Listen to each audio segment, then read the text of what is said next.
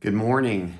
This week, we find ourselves in Parshat Bahar Bechukotai. Now, as in every week, there's a lot to talk about. This week is no different. I want to talk about the sabbatical year. The sabbatical year is an innovation of the Torah that really was an innovation at the time. You're probably familiar with the idea that every 7 years, there was a period, a year of remission, meaning we would let our land lay fallow. There was also economic remission, meaning we would forego debts. And there was also manumission, meaning we would free slaves. Now, this was a complicated system of taking a year off from something that presented a lot of challenges to the Jewish world. And in fact, the economic remission, that is to say the forgiveness of debts after 7 years, obviously presented some problems. This required the Jewish world under Rabbi Hillel to implement a very famous halachic innovation that allowed debts to be transferred to a Jewish law court and thereby not have to be forgiven, because the interpretation was that the sabbatical year and the remission of debts only applied to personal debts between two people, private debts, but not corporately.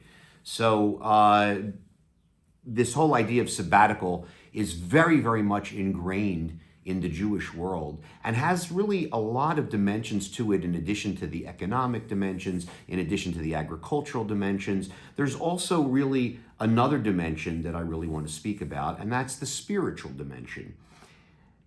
Sometimes it's hard to imagine what are these almost anachronistic ideas in the Torah about, and how can we make use of them. The sabbatical year falls into that idea, but one thing we can do is we can use this as a time to take stock, to think about where we will want to be in the next sabbatical year, and during that year to maybe do something unique and special, to have some sort of sabbatical. So, for example, it might be a good idea to sit with your family and think about, where will we be at the next sabbatical year? What do we want to achieve? What kinds of things do we want to accomplish?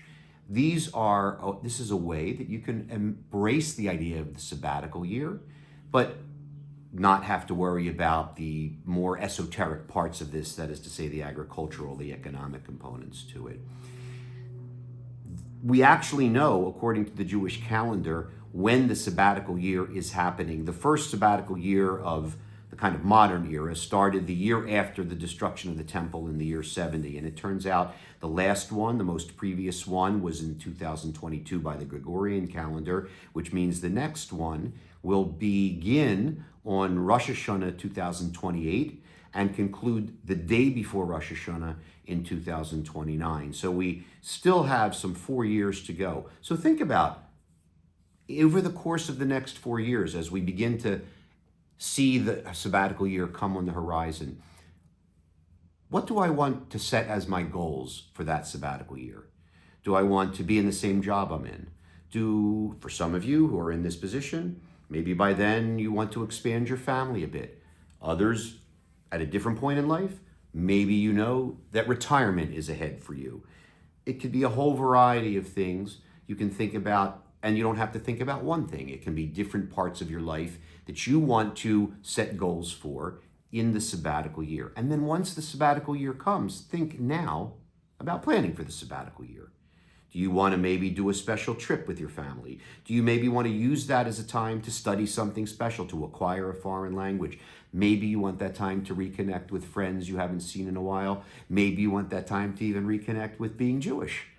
All of these things could be put down into a plan for the sabbatical year that you can create now with your partner, with your family, and that you can begin to implement, so that when the sabbatical year begins on Rosh Hashanah 2028, you are ready, and you're ready for it to be a period of spiritual cleansing, of spiritual growth, of personal growth, of getting close to family, and of embracing all of the many components of what a sabbatical might do for you.